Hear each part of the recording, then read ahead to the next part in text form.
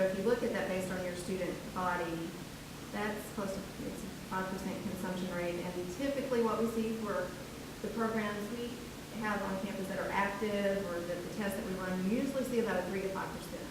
So you, I mean, can you guys all give yourself an applause for it really is, I just want to make sure you know, it's been a true. Also been a very, very successful program.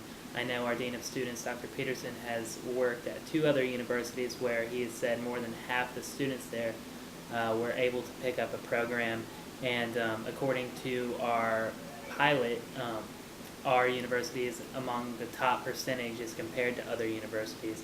And also, judging from the pilot, I feel that this would really be a big step for our university, and I fully support the continuation of the U.S. It's going to come down to about the Readership Program. It all comes down to how's it going to be paid for. Is it going to be paid for by raising tuition on students, by increasing fees, or by taking the money out of the student activities fee, which is already allocated?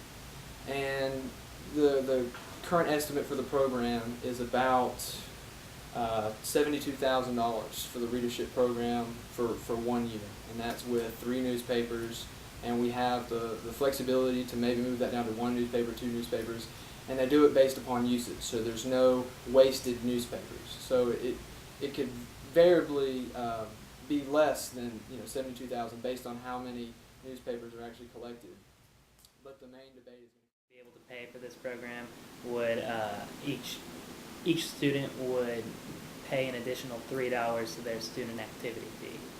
So again, that $3, you would have access to a $2 newspaper like the New York Times every day. And if you take the New York Times and add on USA Today, which is $1, there's your $3 every day.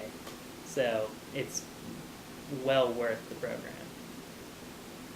I 100% plan on bringing this up as a bill, but before that, I want to bring it up as a petition, and I want the student body to vote on this. It's up to the student body whether we have this Readership Program or not. I don't think it's necessarily the Student Government Association's place to just guess what the students believe. And granted, we do have some survey results from the USA Today, but let's keep in mind that only about 325 people or so were actually surveyed, which is somewhere around, 3% of the student body. So they're not necessarily the most reliable numbers that we have to base this program on, so I say we put it up to a vote to the students. Are you willing to pay increased tuition for these, or do you want them to come out of the student activities fee?